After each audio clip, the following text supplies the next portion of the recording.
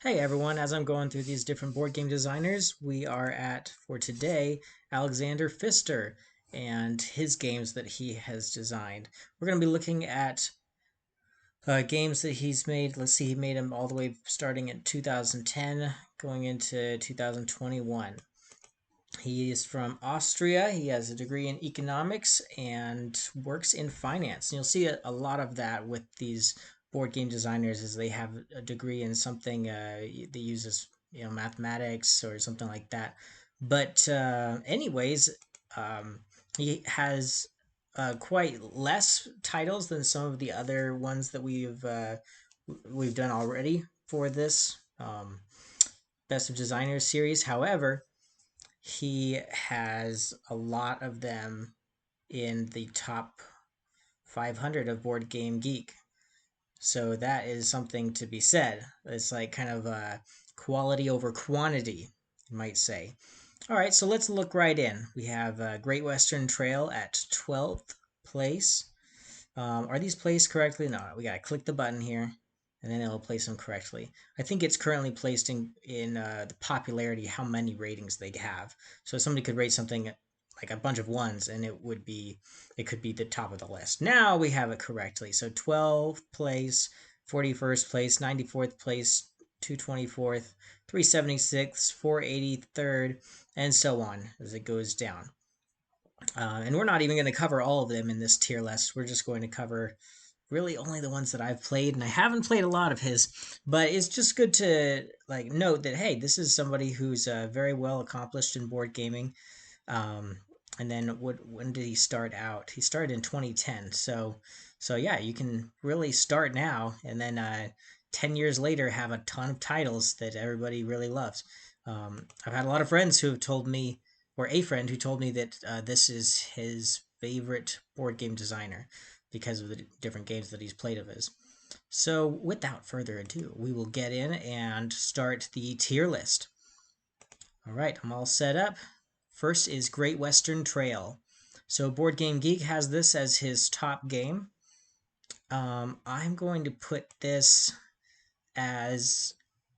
I really liked it. I played it around the same time I played Terraforming Mars, so I kind of had those two to compare with. I mean, they're very different games, both made by Stronghold or set out by Stronghold Games, but very different. Great Western Trail, you're moving along a trail and trying to have the best hand of cows at the end to score points with. There's a lot more to it than that, actually. There's that may be one of three prongs of the game. There's also placing spaces out on the board that you can collect um, taxes or tolls from other people on the trail, and use those abilities yourself to make your hand of cows better or whatever. And then there's also a little train that goes around as well. So you have buildings, train engineers, and cowboys, and you're actually buying those three different things and using it to work a better engine. It's definitely got a lot of engine building in it, and I have to admit my strategy level with this is only as deep as hey, grab the cowboys and get the best set of cows in your hand by the end of the game. So, but I did enjoy my plays of it, and I'm gonna put that in A tier. I would just because I would want to play it again. That's how I feel about it. I really enjoyed my play of it, but don't really remember too much from it. All right, Maracaibo, I haven't played. I'm so sorry. Mombasa, I played once and really enjoyed it. I'm gonna put that also in A tier. Um, yeah, maybe let's put Great Western Trail in B tier to have some variation. I enjoyed Mombasa a bit more, but I enjoyed the taking over the continent and um, like he's got some interesting themes here, like Great Western Trail, which is already a little edgy theme, and then taking over Africa. That's another edgy theme, but that's fine. I think I enjoyed Mombasa more just because like there was the conflict element of fighting for territory, but I still felt like it was a Euro game. Like it wasn't like Risk where you were fighting each other and then, all right, my turn's over. Now you fight and take over some of the area that I just took from you. Then I do the same on my turn and fighting back and forth. Um, there was that territory takeover control of it, but I felt like with a ton of Euro mechanisms in it. And that one I remember even less, but I do enjoy it more than I'm eager to play it even more than Great Western Trail, let's say. All right, this is already shaping up to be really great. Okay, Isle of Skye, we'll put that at S tier because Isle of Skye is just a really great game. I think the most underused mechanic in board games is the I cut you choose mechanism or the I price you choose mechanism. And what I mean by that is if you, I mean, similar to in the Bible with Abraham and Lot, and Abraham and Lot are gonna eventually argue over who has the best or who gets the territory. And Abraham says there's got to be a way to solve this so that we don't fight about it. So it can be balanced. And game designers are always trying to go back and get a good balance in their board games. So when they hit the drawing board and designing these things. So the I cut you choose mechanism or the I price in Isle of Skye, Abraham tells Lot, all right, I'm going to cut the land in half how I feel it's in half. Maybe it's not exactly in half, but the smaller half has maybe better resources so that I feel it's even. But now you choose, and you can choose either way. And generally, because I set it as it's 50-50, I don't care either way. I've set a good this half, that half, I don't care.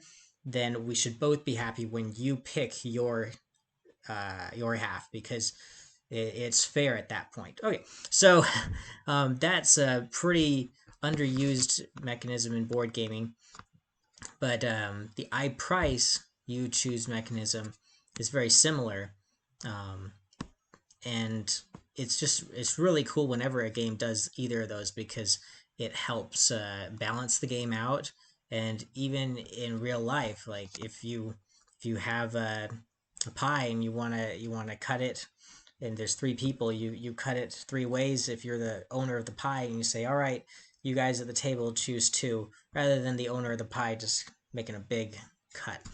Anyways, Isle of Skye, you have some tiles, I believe, maybe like three different tiles you have hidden each round, and you price them out to what you feel are good prices. You actually use your own money to put prices on these tiles, and you say, "Hey, this one I think is worth 2 points or two money. This one I think is worth uh, um, maybe one money, and then a third one you just axe. You just take it out of there because maybe you feel like you don't want anybody to have a chance to buy that one."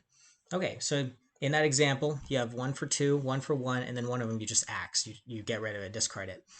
Then everybody else at the table has done the same thing, and you, with the rest of your money, because you have more than three money, with the rest of your money, you go out and buy those tiles at the prices people set. So maybe somebody said, this tile's worth 3 or even 4, and you look at it and you go, yep, that would be really good, especially in my city, because I really need that tile. It would combo with something else, whatever. I like that they added the I priced you choose mechanism in it because what is good for you could be terrible for somebody else, or what's good for you could be great for somebody else. But here's the kicker. So if somebody puts 3 coins on it, it's worth 3 coins. You have to pay them 3 coins to take that tile, and then they keep the 3 coins they have on top of it, and so they're 3 coins richer, but they don't get to keep that tile. But if nobody buys it, then they lose the money they put on top of it, and they bought it themselves at the price that they said that it was. And I think that's really cool. I don't know if every I price you choose uh, mechanism in a game requires you to buy your own tile that you set. Like you said, it was worth 3 coins. Now you got to pay for it. It shouldn't necessarily have that in it, but I think it works well with Isle of Skye, and I am willing to play this anytime. I really love this game. My few plays of it, and yeah, anytime anybody wants to, I will play it again. I just realized we have Great Western Trail, the second edition that I think fixes some of the politically correct issues. And that's all I'll go into with that. And then Blackout Hong Kong. I served I spent a lot of my life in Hong Kong actually, so I would love to play Blackout Hong Kong just for the Hong Kong vibe, Hong Kong theme in it. Games like Deception Murder in Hong Kong. If you got Hong Kong in the title, I want to try it, but I have not tried that one either, Maracaibo or Blackout Hong Kong. Now we go on to Port Royale, and that's actually going to be the last one I've played of any of these. I've heard Broom Service is pretty good, but and there's also a Broom Service, the card game. Oh My Goods, I've heard is all right too, but I haven't had a chance to play any of these other ones. But Port Royale, I am also going to put in S tier. Up there with Isle of Skye, they're about tied. Like they're really super great, and they're different games. Port Royale is more of a push your luck type of game. So what happens is you have a set of I think you're like supposed to be a pirate, but you have a set of cards, a deck of cards, and the back of every card is a coin. So I think that was kind of cool. You could keep the coins from your expeditions, but you're going to draw out a card, and then that card might have a country flag on it, like an enemy country's flag. But as long as there's not, I think, two of the same enemy flags on it, then you are two or three, something like that. As long as there's not a combination that triggers the failure of the raid or the piracy, then you can keep all the cards that you got from that. And you score points, you get money from that raid. But if you draw an English flag and then you draw some good things and then you draw a French flag, you might want to stop. And then all of a sudden you draw one more French flag. Hey, that's two French flags, and that triggers it. So you've got to you lost there and your turn's over. So I really liked that about Port Royale. I think it is. I don't own the game, but I really want to. It is the best push your luck game that is out there. I think of a lot of other ones that are pretty good, like Martian Dice. You can play on Board Game Arena. That's all right, but I'm thinking Port Royale. The feeling I felt when I was playing, I really felt like a pirate. Like, should we keep piracying? Like, should we keep this life like a pirate going, or should we just stop before the French come and get us or something like that? So that is the okay, so that is the end of the list. Hope you all enjoyed that. And we'll just kind of scroll through and see. As you look through this, please feel free to put down in the comments below any that you have played. We're scrolling down up here, and let me know. Yeah, we're about at the end of the list there. So let me know if you really like Alexander Pfister and his board games, and if you played any of his, any strategies that you like to use and abuse in it, because I'm all about hearing a little bit of a strategy primer. So the next time I go and play any of these games, whether ones I've already played or these ones I've never played, I'll be able to have a little bit of a strategic edge and know what I'm doing when I start in. So you're free to let me know what you think is a good way to start out playing any of these games. Thank you very much for watching, and have a great rest of your day.